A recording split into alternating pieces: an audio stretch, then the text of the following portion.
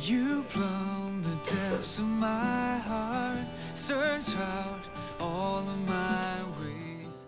Well, this holiday is especially relevant to a Messianic Jewish congregation because we know that Yeshua, or Jesus Christ, was observing a lot of the feasts and festivals and holy days throughout his life and even up until before his last breath.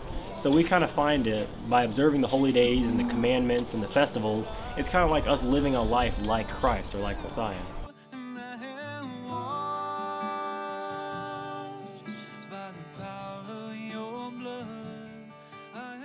The concept behind Passover is that the very first day is a holy convocation. So in that first part of Exodus chapter 12, it says you would abstain from work today. Today would be one of those holy days. And then for 7 days, you observe the Feast of Unleavened Bread. We're going to go through that.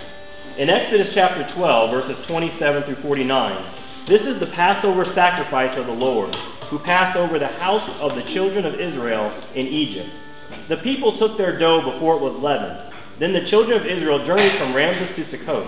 It is an ordinance of the Passover. All the congregation of Israel shall keep it. Who is like you?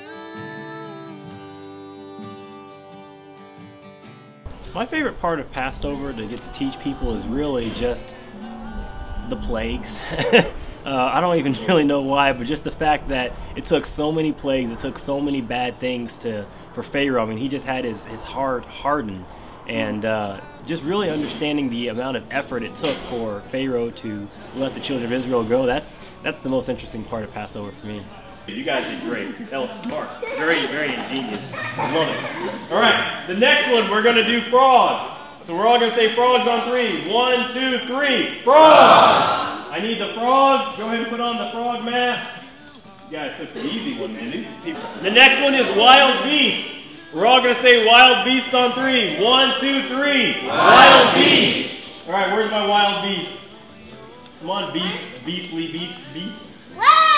Yeah! Yeah, we got a wild beast there.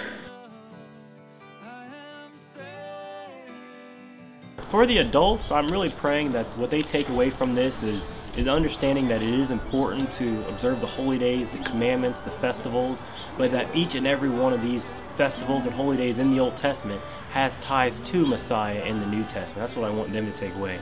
For the children, I want them to take away a culture to them. I mean, a lot of kids in the Messianic movement, they feel like they're cultureless as far as holidays and things like that because they don't observe some of the other ones. So I hope they're able to infuse this as part of their life and culture and make it unique for them so that when they grow up, it's just part of what makes who they are.